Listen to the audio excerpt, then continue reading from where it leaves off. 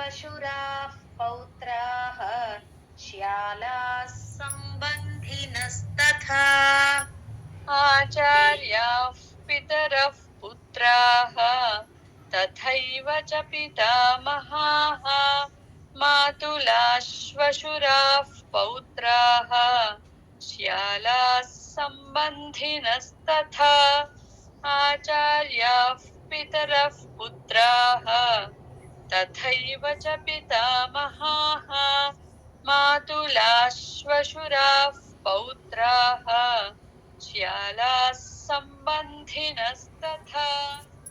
आचार्याः पितरः पुत्राः तथैव च पितामहाः मातुलाः श्वशुराः पौत्राः श्यालाः सम्बन्धिनस्तथा न हन्तुमिच्छामि एतान् न हन्तुमिच्छामि एतान् न हन्तुमिच्छामि అనేది కొంచెం గుర్తులోకి రావాలండి ఏ అచ్చుగా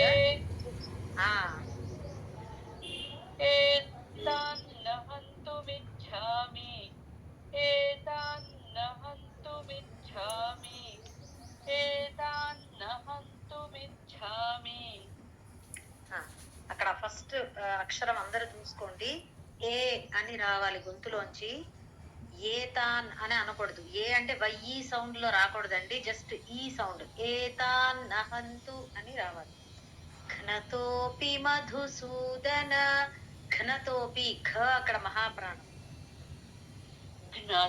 घ्नतोऽपि मधुसूदन घ्नतोऽपि मधुसूदन घ्नतोऽपि मधुसूदन अपि त्रैलोक्य రాజ్యస్య అపి త్రైలోక్య త్రై దగ్గర కొంచెం స్ట్రెస్ ఇచ్చినట్టు నేను చెప్పినప్పుడు వినండి अपि त्रैलोक्य राज्यस्य అట్లా अपि त्रैलोक्यराज्यस्य अपि त्रैलोक्यराज्यस्य अपि त्रैलोक्यराज्यस्य हेतोः किन्नु మహీకృతే కిన్ను అనాలి అక్కడ కిమ్ అనేది సున్నా కొట్టేసి నా కింద నా వంతు పెట్టుకోండి మహీకృతే తేల్చి రావాలి లాస్ట్ లో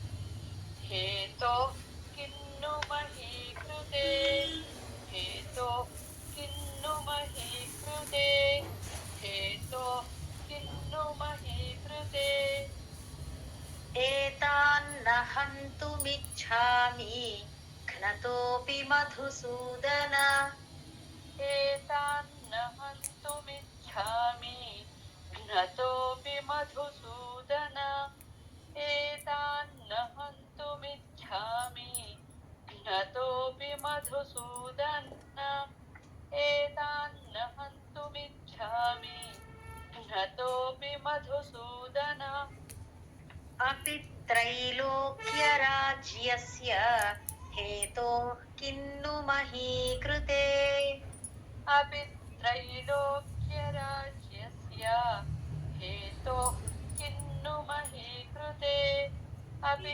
त्रैलोक्यराज्यस्य हेतोः किन्नु महीकृते अपि त्रैलोक्यराज्यस्य हेतोः किन्नु महीकृते एतान्न हन्तुमिच्छामि घ्नतोऽपि मधुसूदन अपि त्रैलोक्य राज्यस्य हेतोः किन्नु మహీకృతే ఒక్క నిమిషం అండి రాజ్యస్య జా కింద యావత్తు మర్చిపోవద్దు అక్కడ అలాగే దీర్ఘము హేతో కిన్ను తొందరపడి ఆ హేతో అని కట్ చేసేసుకోవద్దు అలాగే మహీకృతే అని చక్కగా రావాలి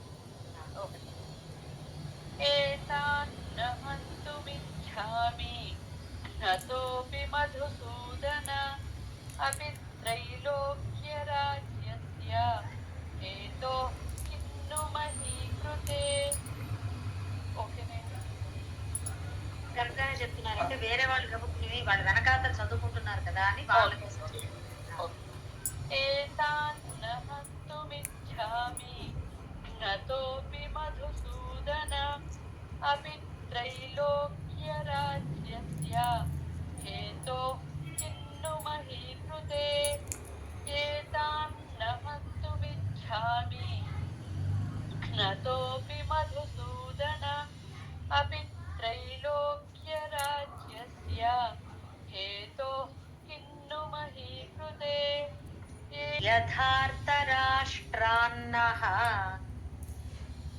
निहत्यथार्थराष्ट्रान्नः निहत्यथार्थराष्ट्रान्नः निहत्यथार्थराष्ट्रान्नः का ప్రీతి స్యాజ్జనార్దన.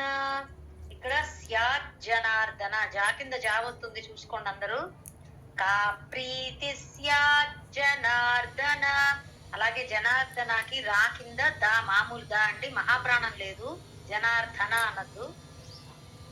का प्रीति स्याज्जनार्दन का प्रीति स्याज्जनार्दन का प्रीति स्याज्जनार्दन अपि पापमेवाश्रयेदस्मान् पापमेवाश्रयेदस्मान् पापमेवाश्रयेदस्मान् पापमेवाश्रयेदस्मान् अद्वैतानाततायिनः अद्वैतानाततायिनः अद्वैतानाततायिनः अद्वैतानाततायिनः निहत्यथार्थराष्ट्रान्नः का प्रीति स्याज्जनार्दन. निहत्यथार्थराष्ट्रान्नः का प्रीतिः स्याज्जनार्दन निहत्यथार्थराष्ट्रान्नः का प्रीतिः स्याज्जनार्दन निहत्यथार्थराष्ट्रान्नः का प्रीतिः स्याज्जनार्दन पापमेवाश्रयेदस्मान् हत्वैतानाततायिनः.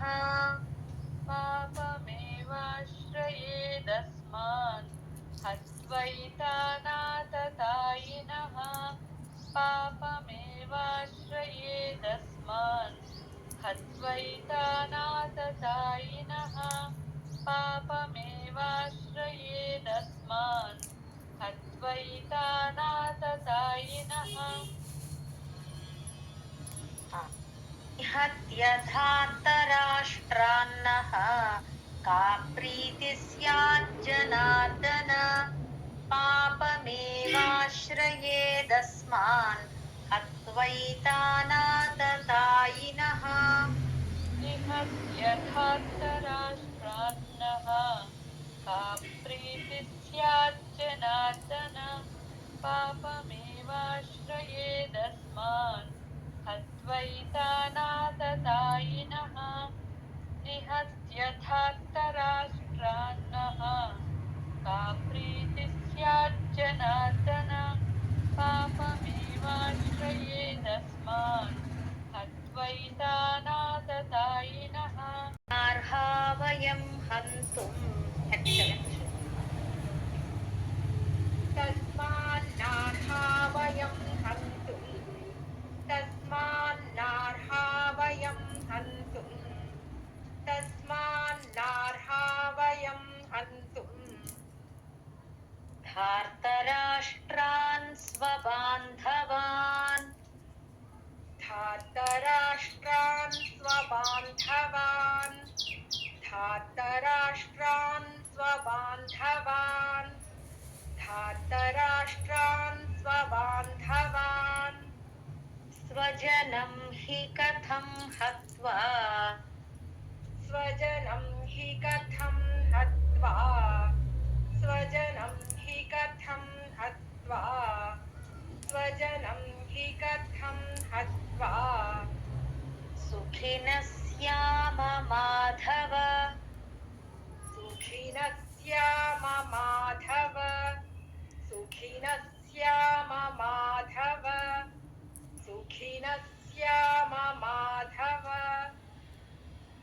तस्मान्नार्हा वयं हन्तुं धार्तराष्ट्रान् स्वबान्धवान् तस्मान्नार्हा वयं हन्तुं धार्तराष्ट्रान् स्वबान्धवान् तस्मान्नार्हा वयं हन्तुं धार्तराष्ट्रान् स्वबान्धवान् तस्मान्नार्हा वयं हन्तुं धार्तराष्ट्रान् स्वबान्धवान् स्वजनं हि कथं हत्वा सुखिनः स्याम माधव स्वजनं हि कथं हत्वा सुखिनः स्याम माधव स्वजनं हि कथं हत्वा सुखिनः स्याम माधव स्वजनं हि कथं हत्वा सुखिनः स्याम माधव तस्मान्नार्हा वयं हन्तुं धार्तराष्ट्रान् स्वबान्धवान् स्वजनं हि कथं हत्वा सुखिनः स्याम माधव तस्मान्नार्हा वयं हन्तुं धार्तराष्ट्रान् स्वबान्धवान् स्वजनं हि कथं हत्वा सुखिनः स्याम माधव तस्मान्नार्हा वयं हन्तुं धार्तराष्ट्रान् स्वबान्धवान् स्वजनं हि कथं हत्वा सुखिनः स्याम माधव तस्मान्नार्हा वयं हन्तुं धार्तराष्ट्रान् स्वबान्धवान् स्वजनं हि कथं हत्वा सुखिनः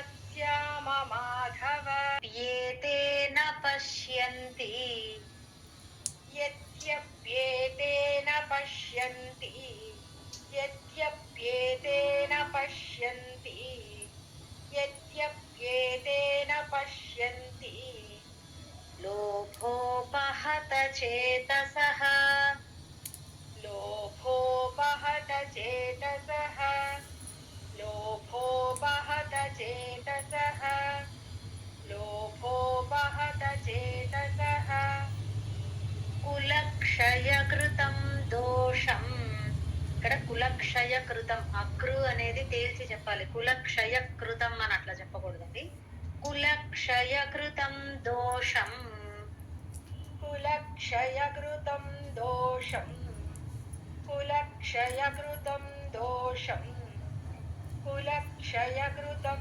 దోషం మిత్రద్రోహే చ పాతకం మిత్రద్రోహే చ పాతకం మిత్రద్రోహే చ పాతకం మిత్రద్రోహే చ పాతకం యద్యప్యేతే న పశ్యంతి లోభోపహత చేతసః యద్యప్యేతే న పశ్యంతి లోభోపహత చేతసః యద్యప్యేతే న పశ్యంతి లోభోపహత చేతసః యద్యప్యేతే న పశ్యంతి లోభోపహత చేతసః యద్యప్యేతే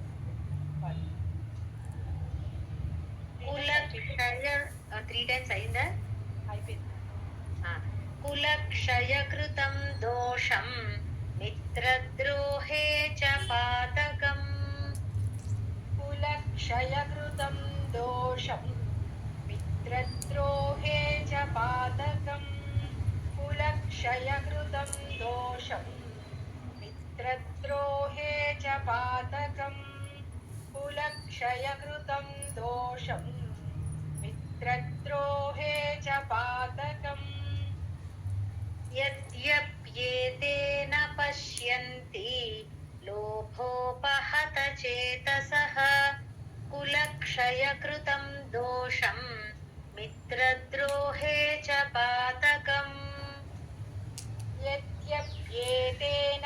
पश्यन्ति लोभोपहत चेतसः कुलक्षयकृतं दोषम् मित्रद्रोहे च पातकम् यद्यप्येतेन पश्यन्ति लोभोपहत चेतसः कुलक्षयकृतं दोषम् मित्रद्रोहे च पातकम् జ్ఞేయమస్మాభిః. ఇక్కడ కూడా కథం నా కింద నా వత్తు చెప్పచ్చు. జ్ఞేయ అజ్ఞా అన్నది కొంచెం ముక్కుతో రావాలి. ఎవరికైనా పలకకపోతే మీరు ప్రాక్టీస్ చేసుకోవాలి. జ్ఞా అని అనకూడదు. కథన్న జ్ఞేయమస్మాభిః. లాస్ట్ లో భీకి మహాప్రాణం ఉంది. कथं अज्ञेयमस्माभिः कथं अज्ञेयमस्माभिः कथं अज्ञेयमस्माभिः పాపాదస్మాన్నివర్తితుం. पापादस्मान्निवर्तितुम् पापादस्मान्निवर्तितुम् पापादस्मान्निवर्तितुम् కులక్షయకృతం దోషం. कुलक्षयकृतं दोषम् कुलक्षयकृतं दोषम् कुलक्षयकृतं दोषम् ప్రపశ్యద్భిర్జనార్దన. ప్రపశ్యద్భిర్ దా కింద భావత్ అక్కడ ష్యద్భిర్ అనాలి. ప్రపశ్యద్భిర్జనార్దన.